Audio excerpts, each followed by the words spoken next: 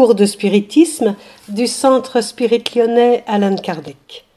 Première année, cours numéro 11, la sexualité. Les esprits n'ont pas de sexe. En s'incarnant sur Terre, ils choisissent d'animer un corps d'homme ou un corps de femme en fonction de la tâche qu'ils ont besoin de réaliser dans leur incarnation. Évolution et union monogame. Dans les premières expériences sur l'échelle animale, l'accouplement est guidé par l'instinct, sans responsabilité, sans lien affectif.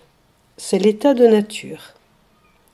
Peu à peu, et dans certaines espèces animales, on a pu observer des changements considérables dans la liaison sexuelle avec le développement de l'affectivité, de la responsabilité pour la progéniture et parfois de la monogamie. Lorsque l'esprit atteint l'échelle humaine, son comportement sexuel, venu des expériences corporelles du règne animal, commence à avoir de grandes modifications.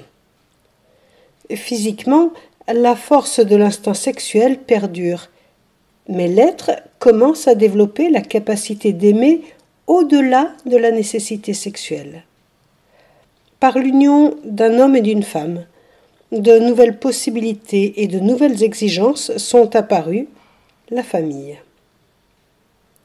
Puis, avec l'union monogame, il est permis d'atteindre des réalisations plus grandes, soit pour les conjoints, soit pour les enfants et pour la société, mais il exige du couple une collaboration plus responsable. Voir pour plus d'informations le livre des esprits, 3e livre, les lois morales, chapitre 4, la loi de reproduction. L'énergie sexuelle. Le sexe, comme toute autre fonction biologique, a comme finalité première la continuité de la vie sur Terre. Il se présente comme l'un de nos plus prédominants instincts primaires, ceux qui garantissent la préservation de l'espèce. Pour que les êtres soient attirés les uns vers les autres, afin de réaliser le phénomène de la reproduction, la nature a permis que les hormones nous fournissent des sensations et des sentiments qui nous donnent des émotions. Ces deux expériences sont dans le programme de notre structure mentale. Sur Terre, il y a les individus qui stagnent dans les zones primaires de l'évolution. Ils préfèrent les sensations qui les satisferont rapidement, puis ils rechercheront des expériences nouvelles et différentes qui déboucheront sur des excès. Puis, il y a ceux qui cherchent l'équilibre, parce qu'ils ont compris la réalité de l'esprit. Ils auront plus d'émotions que de sensations. Chez ces personnes, le rapport sexuel est fait de tendresse. Il n'est pas brutal comme chez les êtres primitifs. À l'aide de nos ressources spirituelles dont nous sommes porteurs, nous pouvons atteindre un état de sublimation sexuelle. Par exemple, les partenaires qui vivent en pleine harmonie subliment la fonction sexuelle, et lorsque l'un des deux connaît le veuvage, il est si parfaitement intégré aux aspirations supérieures qu'il peut se dispenser de l'exercice de cette fonction, puisque l'esprit équilibré fournit un état de paix. Il remplit ses espaces mentaux de souvenirs et de gratitude pour l'être aimé. Mais cette sublimation sexuelle n'est pas l'abstinence. L'individu peut s'abstenir de l'utilisation du sexe et rester mentalement tourmenté. On sait que de nombreuses personnes se retrouvent en état de chasteté, non pas par choix conscient, mais par conflit. C'est aussi par une discipline mentale, qui s'acquiert par l'effort, qu'on peut favoriser la sublimation sexuelle. Si nous sélectionnons les pensées que nous gardons dans notre psychisme, il sera beaucoup plus facile de parvenir à la paix intérieure qui nous préservera des tourments inutiles. Autre exemple. Les sages ésotériques proposent le déplacement des énergies sexuelles pour amplifier la puissance du fonctionnement cérébral. Emmanuel, quant à lui, explique à Chico Xavier comment orienter son énergie sexuelle vers la glande pinéale ou épiphyse pour augmenter sa capacité médiumnique, méthode que Divaldo applique. Pour avoir plus d'informations sur la glande pinéale et sa fonction, vous pouvez consulter le sujet du mois d'octobre 2013 en lien avec le livre Missionnaire de la lumière. Dans les expériences mystiques des saints, comme saint François d'Assise et sainte Thérèse d'Avila, au moment culminant de l'extase spirituelle, ils éprouvaient l'orgasme de l'amour psychique dans lequel le corps présente des décharges orgasmiques identiques à celles qui ont lieu dans une relation sexuelle. Troubles sexuels, vices et passions. Le vice est la disposition naturelle à faire le mal, en se détournant de bonnes actions et de bonnes pensées, et cela dans n'importe quel domaine. Il provoque une dépense d'énergie stérile et une perte de temps, car aucun bien n'aura été fait, ni aucun progrès spirituel n'aura été acquis. L'usage dissolu et irresponsable du sexe conduit toujours l'individu vers n'importe quel vice. Cela génère de profonds troubles moraux, sociaux et émotionnels. Il en souffrira dans la vie présente, mais aussi dans l'au-delà. La passion est un excès de sentiments ou d'émotions joints à la volonté. Nous devons contrôler nos besoins et nos sentiments. À partir du moment où ce sont eux qui nous dirigent, nous en sommes esclaves. Ces excès causent des dégâts dans le périsprit. Et André Louis explique que ces dérèglements produisent des bactéries psychiques qui agissent sur les cellules en les détruisant. Le changement de partenaire. Lorsque nous remarquons qu'une personne change très souvent de partenaire, elle utilise alors la fonction sexuelle comme un aliment. Elle cherche dans l'autre ce qui manquait chez le précédent. Cette recherche deviendra répétitive si elle ne change pas de comportement. Cette attitude finira par user physiquement le corps. Face à la prostitution. De nos jours, elle a des aspects très variés. Les réseaux sociaux, les voyages à l'étranger. La prostitution reste un trouble dû au manque d'amour. Ceux qui s'y livrent ne trouvent jamais de paix intérieure. Il est cependant de notre devoir d'être compatissants envers ceux qui vivent du sexe. Il y a ceux qui se font rémunérer, et puis il y a ceux qui obtiennent des compensations, comme du travail, une hausse de salaire, une place en vue, etc. Combien de personnes se prostituent dans le monde politique, dans celui des arts, dans les relations sociales, etc. Soyons attentifs, car lorsque l'on manque de respect à la vie, nous devrons réparer nos erreurs dans nos prochaines incarnations. Voir pour plus d'informations le livre de Divaldo, Sexe et conscience, où il donne des exemples sur les changements de partenaire, la passion et la prostitution. La pédophilie. La pédophilie est l'un des crimes les plus odieux de l'humanité. Un enfant abusé est une vie humaine détruite, car la victime arrive difficilement à se remettre d'un tel traumatisme, quelle que soit la qualité de la thérapie psychologique et de l'assistance affective. Elle produit sur eux une empreinte si profonde qu'ils n'arrivent pas à se sentir heureux, et ces blessures peuvent durer pendant plusieurs incarnations. Les cas de pédophilie sont généralement la conséquence tragique d'affections mal vécues. L'adulte ne voit pas l'enfant comme un enfant. Il voit plutôt l'esprit adulte du passé. Lorsque la situation se présente à lui, il est de son devoir de réagir pour ne céder à des impulsions inférieures. Céder ne se justifie pas. Au contraire, cela complique beaucoup la situation. Voir à ce sujet l'ouvrage de Divaldo, dicté par l'esprit Manuel Filomeno de Miranda, Sexe et obsession. Il raconte l'histoire d'un prêtre pédophile dont la mère désincarnée cherche à l'aider à sortir de son état d'infériorité. Les relations illusoires. Les médiums. La médiumnité est une faculté humaine très délicate, qui mérite des soins appropriés. plus elle présente une grande capacité, plus le médium court de danger. Il est donc indispensable d'être très vigilant, car le champ mental qui rayonne reçoit la réponse naturelle de ceux qui sont sur la même onde vibratoire. Par exemple, nous voyons des présidents de centres spirites qui se lient à des médiums.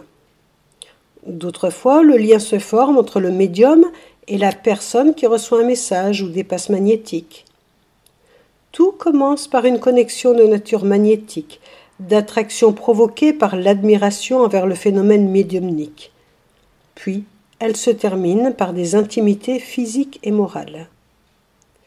L'individu qui possède une forme quelconque de magnétisme doit éduquer cette capacité afin de ne pas déranger les gens ni de se laisser déranger par eux.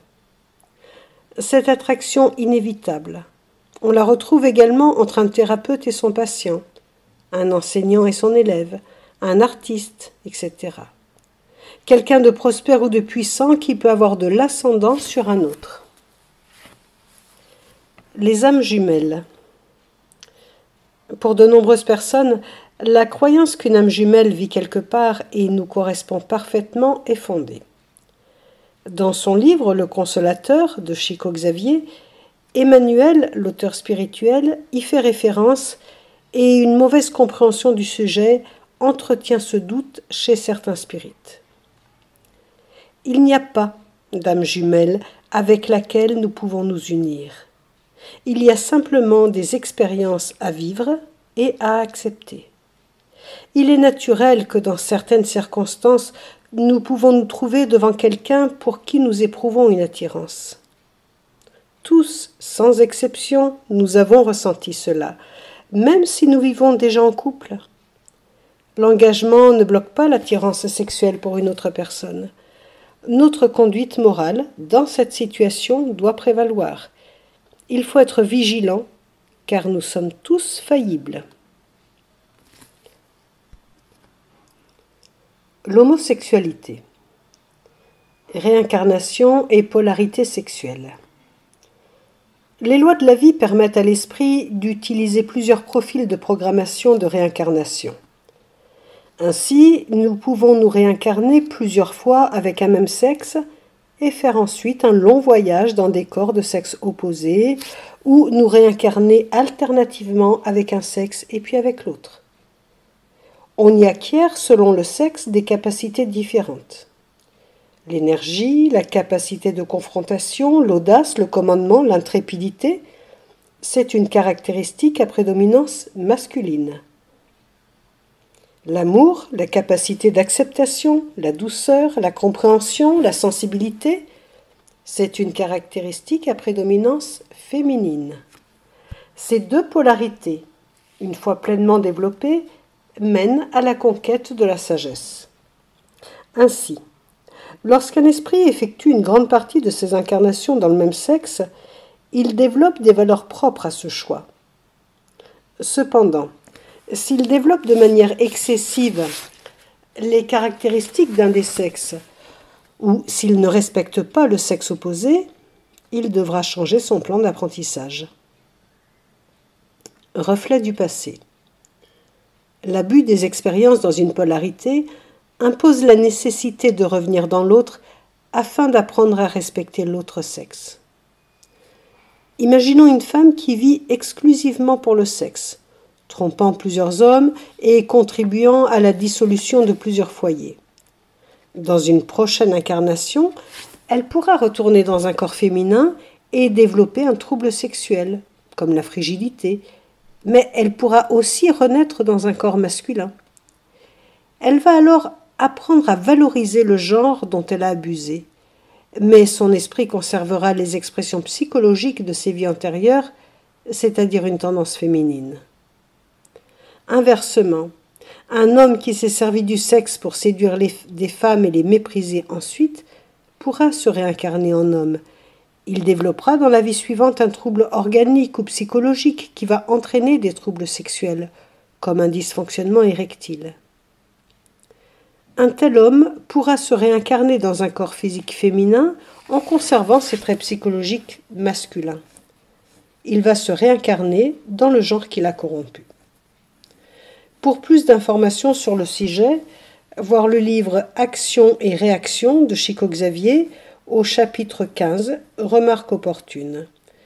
On y parle des qualités acquises lorsque l'on s'incarne en tant qu'homme ou en tant que femme et des erreurs sexuelles. Il existe une autre situation où l'homosexualité peut se déclencher, c'est l'obsession. Il existe de nombreux cas d'obsession sexuelle dans lesquels l'individu est entraîné dans une relation avec une personne de même polarité physique que lui. L'homosexualité, suite. La proposition de la philosophie spirite. Par ces explications, nous pouvons comprendre que l'homosexualité est une expérience pour le réincarné.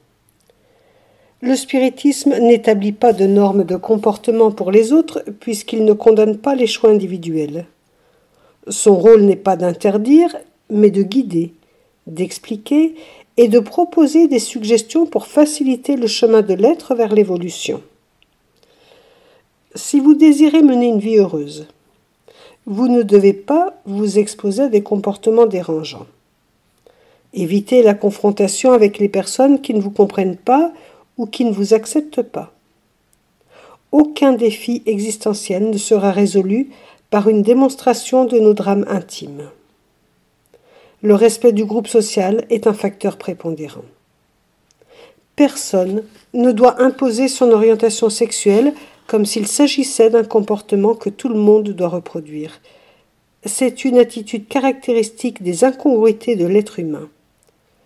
Lorsque nous optons pour un choix quelconque, nous souhaitons consciemment ou inconsciemment que le monde change pour être de notre côté, sans tenir compte du fait que les autres aussi ont le choix. L'idéal pour l'esprit serait qu'il puisse s'adapter pleinement au corps physique qui lui permet de se réincarner en trouvant son équilibre et en étant attentif à toute forme de trouble psychologique. Orientation sexuelle. La bisexualité. Dans la bisexualité, on trouve un individu qui présente un intérêt pour les relations avec le sexe opposé ou le même sexe.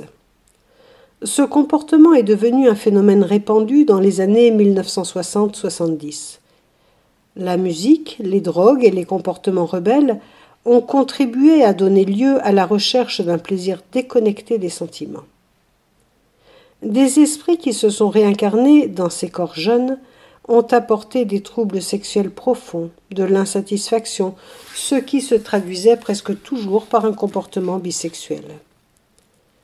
Lorsque l'individu possède effectivement les deux sexes biologiques, la science appelle cette conduite intersexualité ou hermaphrodisme, ce qui ne correspond pas à une forme d'orientation sexuelle, mais à une anomalie biologique dont les raisons se trouvent toujours dans les vies antérieures.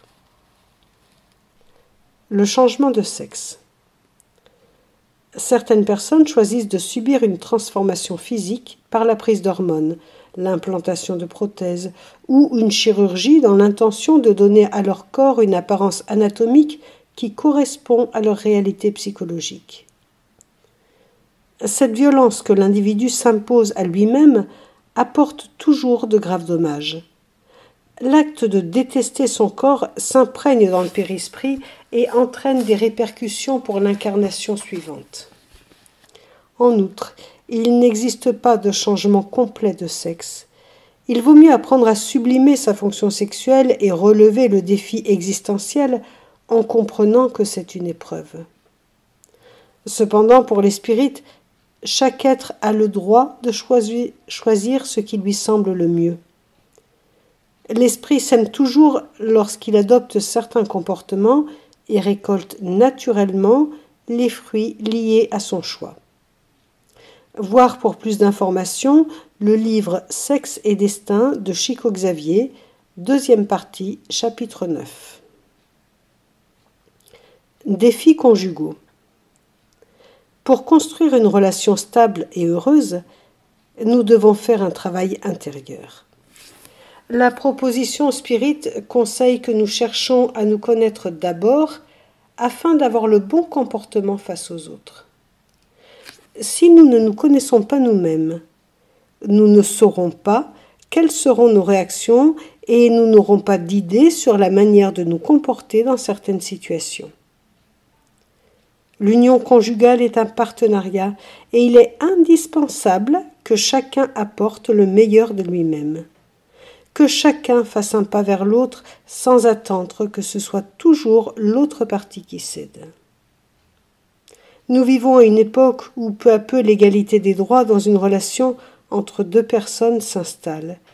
Il est donc essentiel d'avoir une attitude de respect et de compréhension. L'infidélité.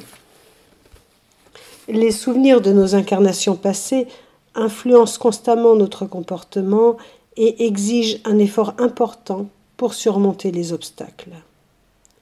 Si, par exemple, je vis avec une personne dont je suis lié par une dette spirituelle, je ferai travailler ma conscience pour visualiser ses vertus. Grâce à cette démarche, je pourrai surmonter les réminiscences amères. Au contraire, si cette personne m'inspire une passion, une profonde attirance sexuelle, je devrais méditer sur le sens d'un sentiment aussi intense. Si je suis mariée, par exemple, il n'y aura pas d'autre alternative que de surmonter ce désir et de respecter mon engagement conjugal.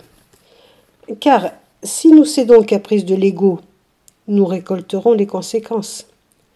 Déjà dans la vie présente, par les vibrations et la compagnie d'esprits inférieurs, on peut altérer sa santé spirituelle ainsi que celle de son compagnon.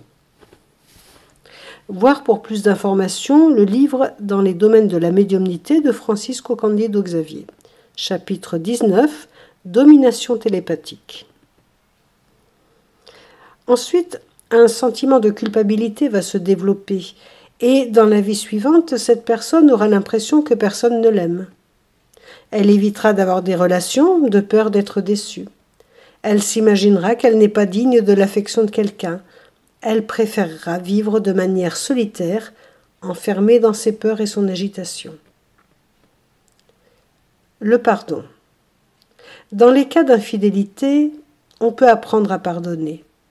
À l'aide de la prière, on s'éloigne des vanités terrestres et l'on apprend à porter notre regard sur ce que l'on peut construire et non sur ce qu'il y a à détruire. Les problèmes et les défis font partie de notre vie. La conquête de soi. La sexualité permet la vie en perpétuant notre espèce. Grâce aux sentiments, nous apprenons à nous grandir avec les autres. Grâce à l'amour, on découvre que l'on est responsable des effets qui nous lient avec une autre personne. On comprend le sens de la fidélité et le respect que l'on doit à l'autre. En entreprenant cet effort, on s'éloigne de l'orgueil et l'on commence à établir une véritable conquête de soi.